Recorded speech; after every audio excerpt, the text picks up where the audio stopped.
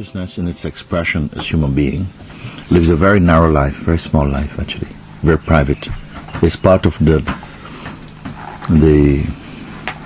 coziness that the mind dwells inside this sometimes a very small world. But I want to encourage us to be in the universal being. Somehow something wants to shrink into being personal, a personal being, small. You know your world, you fit into your context very well, but you're a universal being at the same time. And even if you live in a place like in a little tiny village, it doesn't stop you from being universal inside yourself. This is something I felt this morning very, very much want to share this way. That just to announce that again inside the consciousness, that as consciousness we are universal, we're not personal. And when we, now I am saying it deliberately inside, as an invitation to welcome,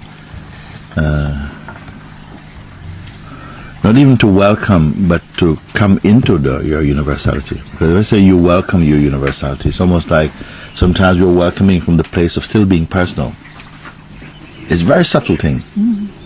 Because after a while, it feels completely natural and easy and effortless just to be a person. So, okay, don't try to stop being a person. Just be in your universality. Because to live a life that most people call life or existence can be a very narrow thing, a very private affair. But to be in your universality is to be conversant with all things. Not necessarily that you are conversing with all things, but your beingness is large enough, everything fits inside your beingness. I don't know if you really follow what I'm really pointing to, because it can be an instant of recognition, an instant of reminding and recognition to stay in your openness, and it will feel like an effort in the beginning, because something just kind of like just drops back into the personal setting, and of course that can continue. Don't fight with that, but try and understand what it means to say to be in your universality. And the only way that we can experience this successfully, in a sense, is to be aware of the I in its normal expression and context, and be aware that that is being also observed. The very fact of the observing of the I, me, places the sense of self in a larger space of being. It's almost like you have to be empty. You come back to just being empty. When you're empty, you have no size. When you're a person, you definitely have a size.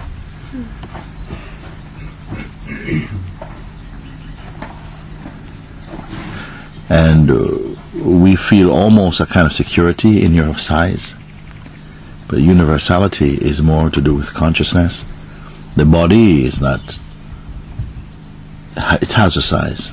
The mind and our present level of knowledge or so on, that has a kind of proportion in a sense. But the pure being is not, no proportion. And that is the only constant, amazingly. Not just talking about the dynamic consciousness, the dualistic function of consciousness, but as pure being.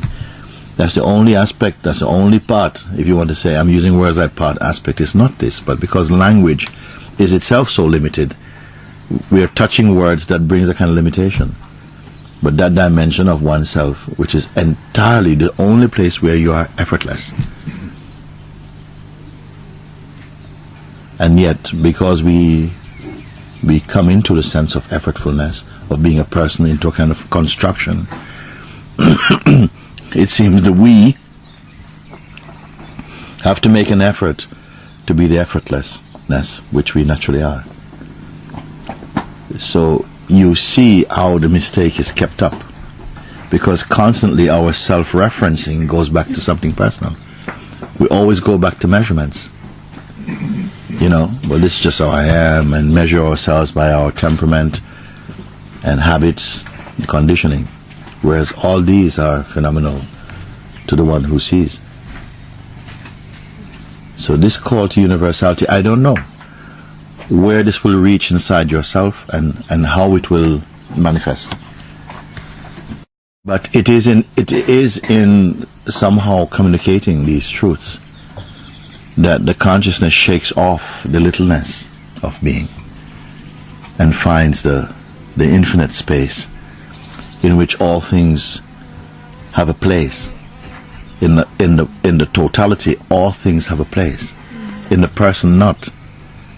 Definitely some things are required, some things are not required. This is we're like traffic policemen in your own mind, because you have to protect your identity and the idea of self.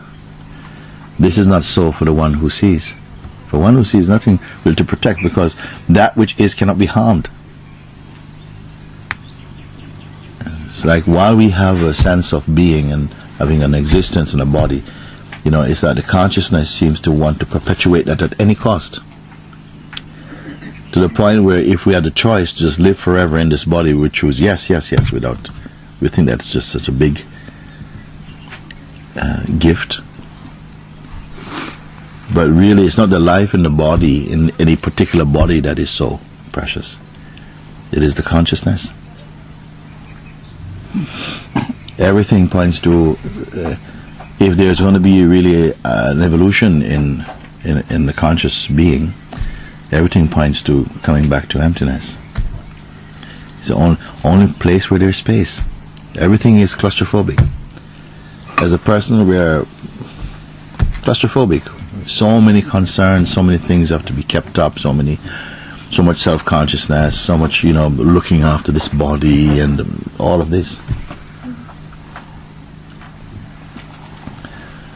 So the crisp thing I want to say is, be in your universality. Sometimes just the saying of these things, just the very saying of them and the hearing of them, you see, shows us how we are not in our universality.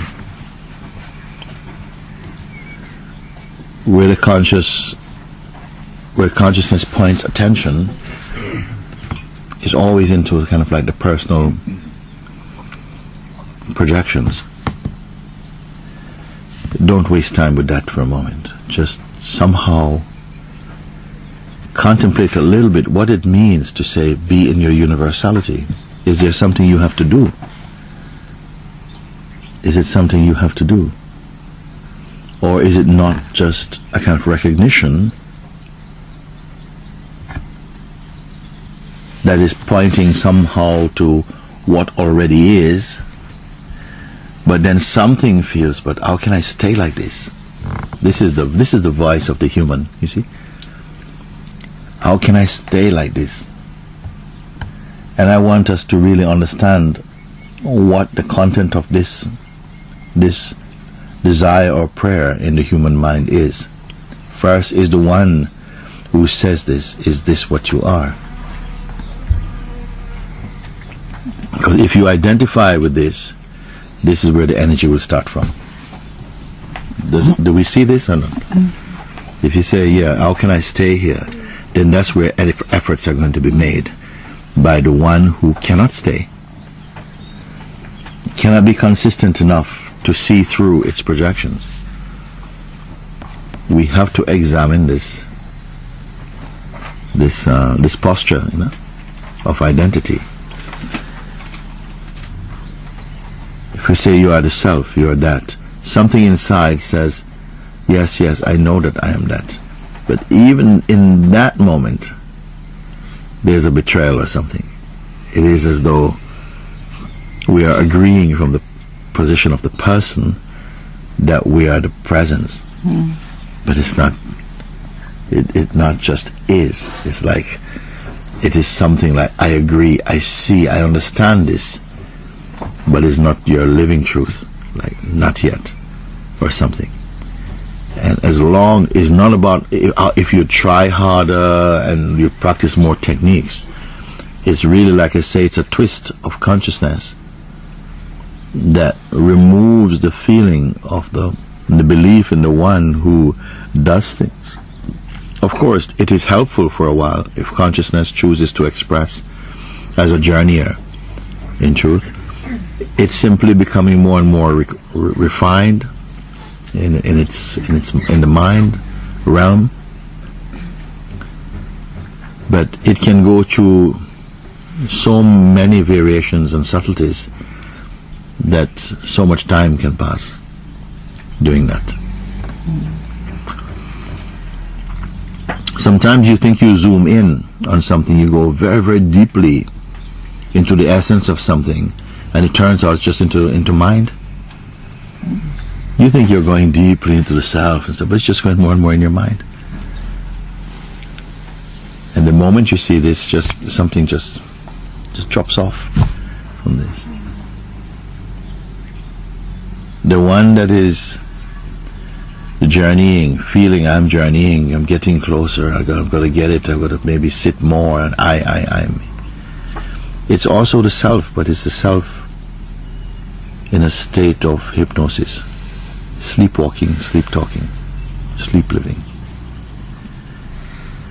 The ambition, the destination, the goal of that seeker is also the self that we are. And just that little unclarity keeps billions immersed in samsara. Because the identity seems so persistent, so continuous almost. So I don't know if you want to call it grace. Don't see grace as something else coming in to act upon you. Grace arises within your own self. Arises as openness, as understanding. That is. Gradually, the personal, what I would call self-infatuation, burns off, and only the space of being should remain. If you want to know what the goal of truth, you read books. People love Rumi, and they love Papaji, they love Ramana Maharshi, they love, Krishna and stuff. And yet, at the same point, they're pointing only to this. You can love Krishna, but at the end, something's afraid of the inquiry. It's afraid, mistrust, and stuff. These two forces are working there. They've only discovered this and have merged in this. They have no past that is more powerful than the presence that they are. The history of Krishna is meaningless to Krishna. So I'm just putting it out today to try and move in that space, to be aware, to stay in that awareness. I don't want to tell you how. That's too small. I don't want to tell you how. It's enough just to say, be yourself. You are the universal self. You are the universe. There's no how to do that. If I tell you how, you fall into a trap again. Just we are this. Something inside is completely at peace with that. But it needs sometimes a kind of acknowledgement.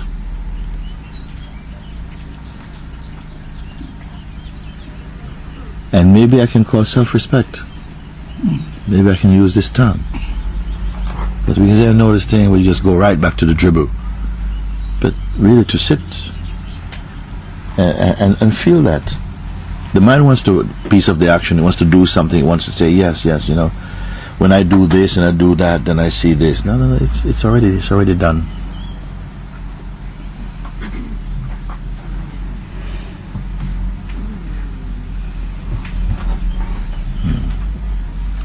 So I don't want to say anything more about that.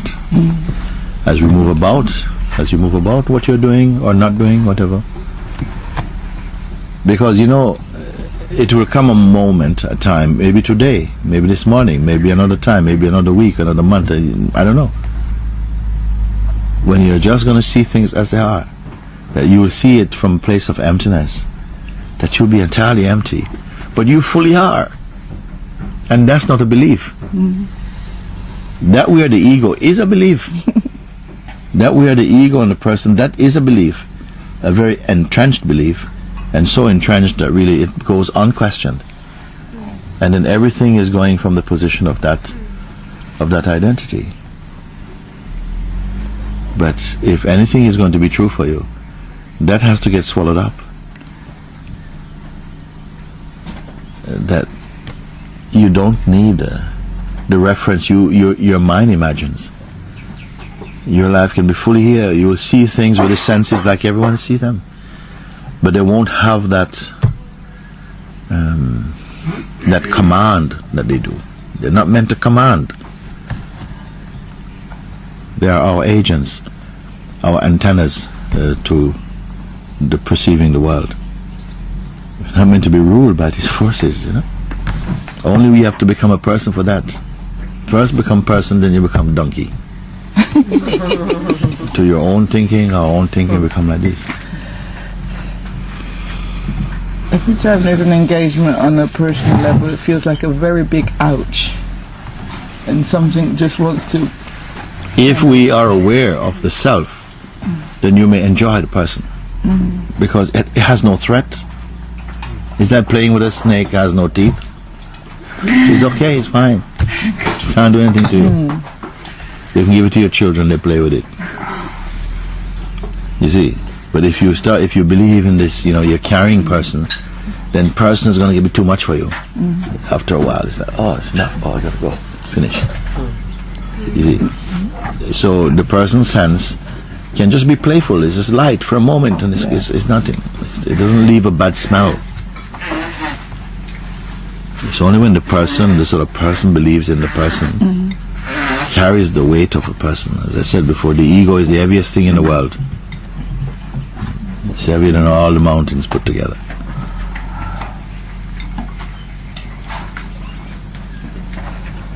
Because when he sits on the being can't move. That's why heavy. The being is that in which is the womb of the whole universe. But if the ego sits on him, he can't move. That's why I said that the ego is the heaviest thing in the world. You see? Sits on him means somehow to blind him. You forget yourself. That's a very heavy thing.